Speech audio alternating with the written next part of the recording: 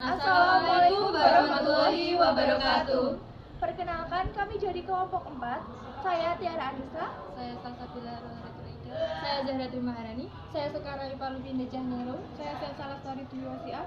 Di sini kami akan menerangkan mengenai materi pelaku ekonomi dan juga diagram ekonomi. Sebelum membahas ke materi selanjutnya, kita harus mengerti dulu mengenai pengertian pelaku ekonomi. Apa sih pelaku ekonomi itu? Pelaku ekonomi adalah seseorang, perusahaan, dan lain-lain yang berdampak kepada ekonomi suatu negara. Misalnya dengan membeli, menjual, atau berinvestasi. Selanjutnya ada pelaku ekonomi.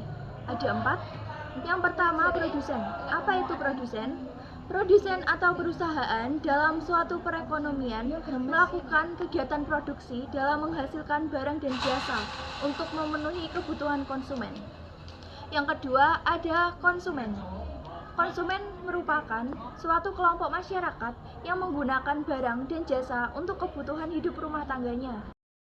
Yang ketiga, ada pemerintah. Pemerintah mempunyai peran yang sangat penting dalam suatu perekonomian, yaitu sebagai pengantar kegiatan perekonomian. Pemerintah memberi barang dan jasa untuk memperlancar kegiatannya. Yang keempat, pihak luar negeri.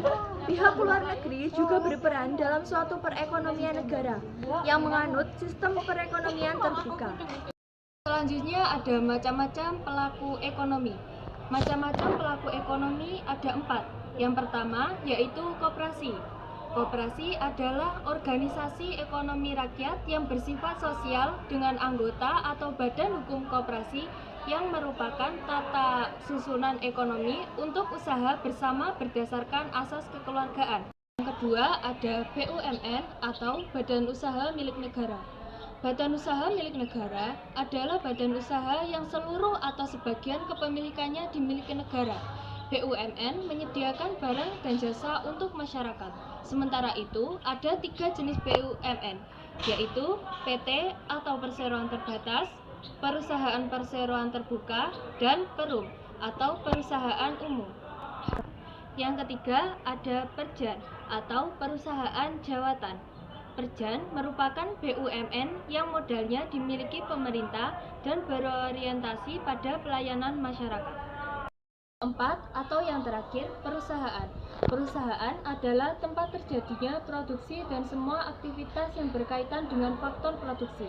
Ada banyak bentuk perusahaan, yaitu perusahaan swasta, CV atau persekutuan komanditer, firma, dan lainnya. Selanjutnya yaitu jenis pelaku ekonomi, yaitu ada 6. Yang pertama rumah tangga keluarga, yang kedua produsen, yang ketiga perusahaan, yang keempat pemerintah, yang kelima rumah tangga luar negeri, dan yang keenam atau yang terakhir lembaga keuangan.